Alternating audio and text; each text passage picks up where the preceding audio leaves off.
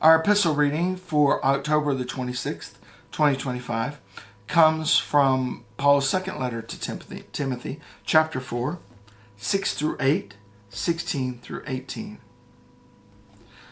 I will admit that when I read this passage again, and I preach it every 3 years, that it sounded to me like, once again, poor, pitiful me. Paul gets into these sessions where he talks about how much he suffers and the pain he endures. He almost wears that pain like a badge of honor. I've known some people like that. And it also sounds like Paul is writing a farewell, that he is approaching his death and he's trying to forgive those who've done him wrong and look forward to where he's going. These all are part of this text. But recently, something else came to mind. When I started thinking about Paul and what he was saying and how he was saying it. Psalm 22. Everybody's familiar with Psalm 23, the Lord is my shepherd. And actually, most people know the beginning of Psalm 22. They're actually very familiar with it.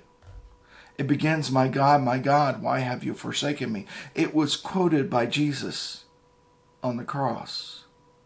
When you read Psalm 22, you can understand why he quoted that psalm. It was you who took me from the womb. You kept me safe at my mother's breast. Do not be far from me, for trouble is near, and there is no one to help. Many bulls encircle me, strong bulls of Brechin surround me.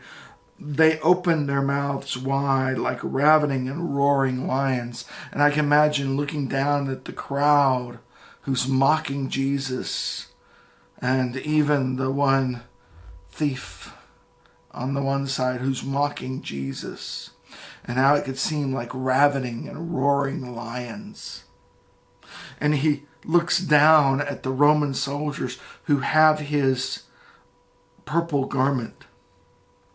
And he sees dogs are all around me, a company of evildoers encircle me. My hands and my feet are shriveled, thinking about where the nails went in. You can count my bones. They stare and gloat over me. The counting of bones, referring to the scourge that happened on his back from the cat of nine tails with which he was whipped. They stare and gloat, and they divide my clothes among themselves, and for my clothes they cast lots, as he's seeing these Roman soldiers gamble. But then the psalm turns. But you, O Lord, do not be far away from me. O my help, come quickly to my aid. And then it ends. To him, indeed, shall all who sleep in the earth bow down. Before him shall bow all who go down to the dust. And I shall live for him.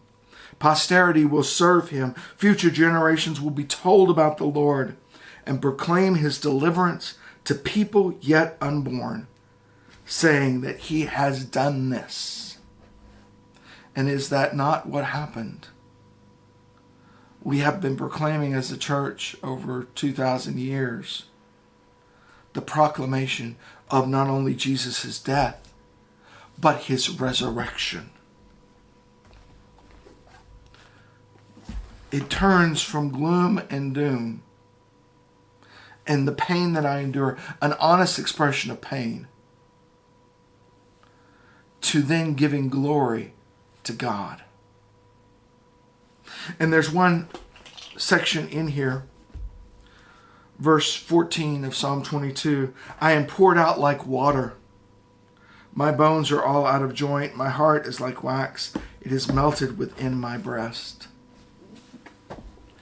Now, listen to how Paul begins this section in verse 6. As for me, I am already being poured out as a libation. The time for my departure has come. I have fought the good fight.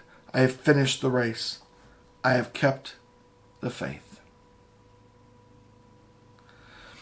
And then he recalls his suffering. In verse 16, at my first defense, no one came to support me, but all deserted me. Can you hear the echo of Psalm 22 in this? May it not be counted against them. Remember what Jesus said, my Father, forgive them. They know not what they do. But the Lord stood by me and gave me strength, so that through me the message might be fully proclaimed and all the Gentiles might hear it. So I was rescued from the lion's mouth. Now, Paul is talking about being spared. But if we think about this in the context of Psalm 22 and Jesus' crucifixion, the lion's mouth becomes the tomb. And the Lord spared him, rescued him from the tomb. The Lord will rescue me from every evil attack, save me for his heavenly kingdom. To him be glory forever and ever. Paul says in many of his epistles, I want to just proclaim one thing: Christ crucified and risen. He wants to follow Christ, to live as Christ lived. And now, in this, we have an echo of, once again, Psalm 22, just as Jesus referenced Psalm 22 on the cross, when he proclaimed, my God, why have you forsaken me? Always remembering the end of the psalm, where kingdoms will come and worship, and the Lord's name will be praised throughout the generations. This Timothy echoes Psalm 22, echoes Jesus' proclamation on the cross, and gives to us a model that in the end we will stand for Jesus or we will stand for nothing. And if we stand for Jesus, sometimes there will be those who will not stand with us. But the Lord, our God, is always with us. Thanks be to God.